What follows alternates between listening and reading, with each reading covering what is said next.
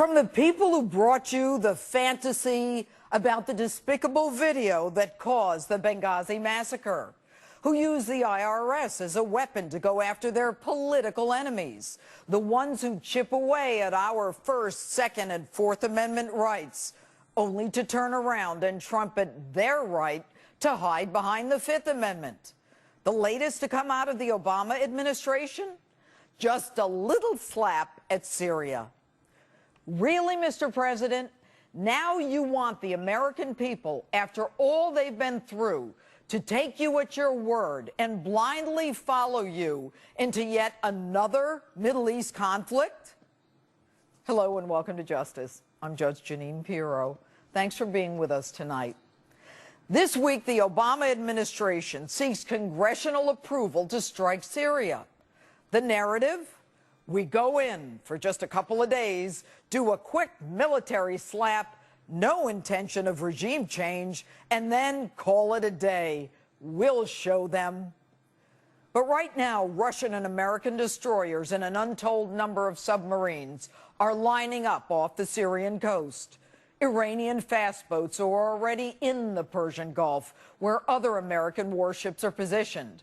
And since we've given them fair warning, Mr. President, because of your latest indecision and dithering, our enemies in the Middle East have been moving assets and preparing to retaliate. It's teed up. Once we start the bombing, the Syrians will call on their allies, Iran and Russia. Now, let me see if I understand this. We're looking to bomb Syria because of an alleged chemical attack, risking a potential face-off with Iran and Russia in a move that will ultimately benefit who? Al-Qaeda? Mr. President, why for 2 years did the United States and the world stand silent as the civil war unfolded in Syria? Well over 100,000 casualties, women and children, victims of bombings and shootings, missile attacks, executions, dismemberment, and decapitation. Now, 1,400 of the over 100,000 are believed to be victims of chemical weapons. Now, we need to engage in a dust-up with Syria? Mr. President, why is killing one way more heinous and worthy of our response than another? And why now? And what about Israel? We know you don't like Bibi, but hell, don't you have an obligation to not put our allies in harm's way? And your reason? I didn't set a red line. The world set a red line. Congress set a red line when it ratified that treaty. My credibility is not on the line. The international community's credibility is on the line. That's just not true. It's another one of your false narratives. A red line for us is we start seeing a whole bunch of chemical weapons moving around or being utilized. That would change my calculus. That would change my equation. A lie is a lie is a lie. You said it, the world heard it, and the world heard you say it. Syria heard you say it, and they gave you no mind, and they did it anyway. And by the way, if you didn't draw a red line, why are we going in? No one respects us. No one fears us. You've done this to us. Why draw red lines when everyone knows that your red lines are nothing more than green lights over and over again? But I got to give you one. You're right. Your credibility is not on the line. With all due respect, Mr. President, you have no credibility. To be credible, one must be clear and constant. Your actions must be swift and certain. You lost credibility when you left Americans on that rooftop in Benghazi, but fired up Air Force One to go to your Las Vegas fundraiser. That was a clear signal to the world that it's open season on Americans, even including an ambassador. And by the way, whatever happened to, we're going to bring them to justice? It's been a year. Where's the justice? And now you want to hide behind Congress so you can blame them for your inaction, or you say maybe you'll go in anyway. What's that all about? It's amateur hour in Washington. American lives weigh in the balance. We are a war-weary nation. Even you admit that. We are tired of spilling the blood of young American men and women in a part of the world that despises us. And to add insult to injury, you don't even take care of the vets when they come home. Many of them with fewer body parts and certainly more demons than when they left. And if you're so dead set against the killing of children that you are willing to send us into yet another conflict, will you guarantee that the 1,000-pound Tomahawk missiles that you will heap on Syria won't kill children? Or are they simply your collateral damage?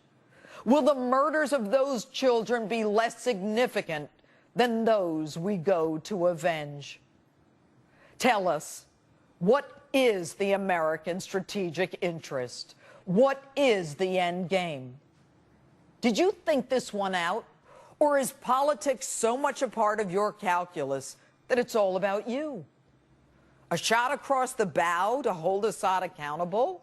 Degrade his capacity to carry out future attacks? Deter this behavior in the future?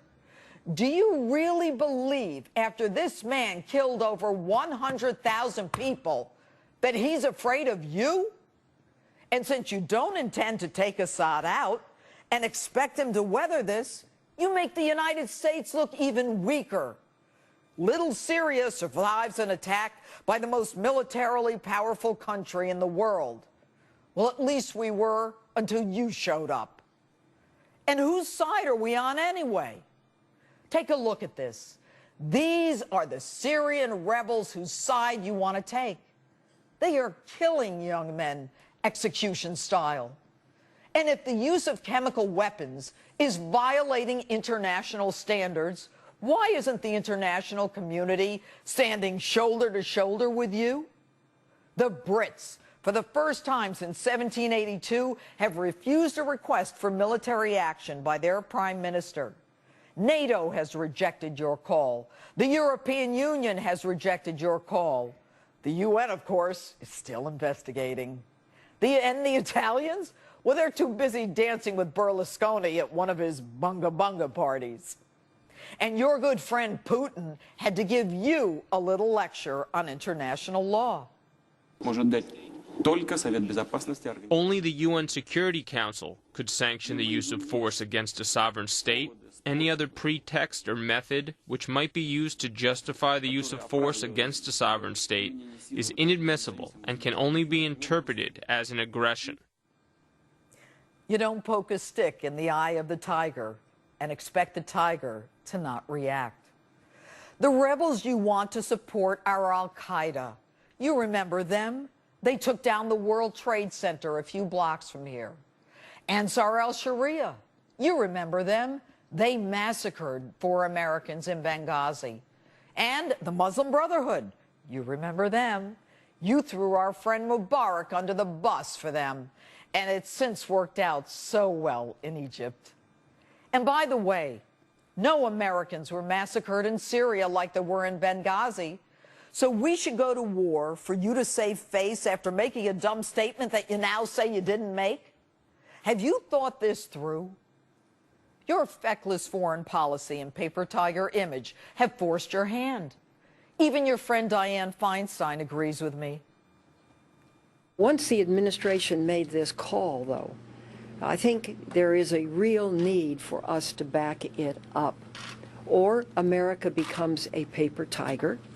Mr. President, in the past, when America was respected and feared, no one would even dare think of crossing an American president's red line. Remember, you said that you wouldn't go to war unless there was an imminent threat to national security. What case have you made? Last I checked, Assad has never attacked us. And by the way, didn't you get elected as an anti-war president? Didn't you vote against the last war in Iraq? And here we are 5 years into your administration, and American men and women are still on the ground fighting boogeymen in caves in Afghanistan, who will return to their tribal enclaves as soon as we leave. And your Iraq withdrawal thing, that one hasn't worked out so well either. And Senator McCain, We all respect you for your service and the sacrifices you've made for this country. But in the end, maybe you're right. Maybe it's all just a game. Mr. President, can you understand why Americans are so dead set against this?